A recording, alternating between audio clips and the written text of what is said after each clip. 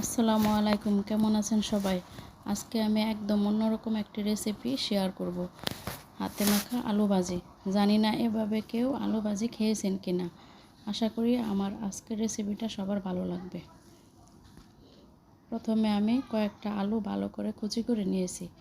কুচি করে নেওয়ার পর ভালো করে ধুয়ে নেব।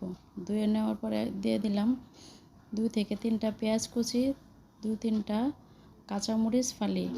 এবার দিয়ে দিলাম 1 টেবিল চামচ লবণ, 1 টেবিল চামচ হলুদের ফাঁকি, মরিচের ফাঁকি, ধনিয়ার ফাঁকি, জিরার ফাঁকি। আর দিয়ে দিব 1 টেবিল চামচ আদা রসুনের পেস্ট। এবার দিয়ে দিলাম 2টা তেজপাতা, 1টা দারুচিনি। এবার দিয়ে দেব 4 থেকে 5 টেবিল চামচ সয়াবিন তেল দিয়ে ভালো করে হাতে মেখে নেব।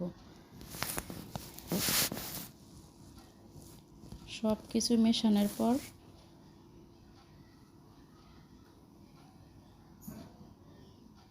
দিয়ে দিলাম 1 কাপের মতো পানি। পানিটা এমনভাবে দিতে হবে যাতে আলুটা একদম সুন্দরভাবে সিদ্ধ হয়, মানে পানিটা পরিমাণ মতো দিতে হবে যাতে শুকনো শুকনো হয়ে আলুটা ভাজি করানো যায়।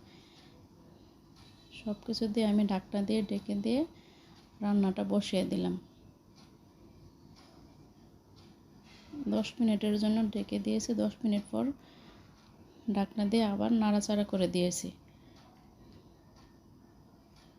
পানিটা শুকিয়ে একদম তেলটা উপরে বেশি উঠবে, তখন আলু ভাজিটা নামিয়ে নিতে হবে। হয়ে গেছে আমার আলু ভাজি, হাতে মাখা আলু ভাজি। এই ভাজিটা ভাত রুটি সব কিছু দিয়ে খুব ভালো লাগে। আর এই ভাজিটা অনেক অনেক ভালো হয়েছিল। আশা করি আপনাদের কাছে ভালো লাগবে। যদি আমার রেসিপিটা সবার ভালো লাগে তাহলে সবাই আমার পাশে থাকবেন, ভালো থাকবেন, সুস্থ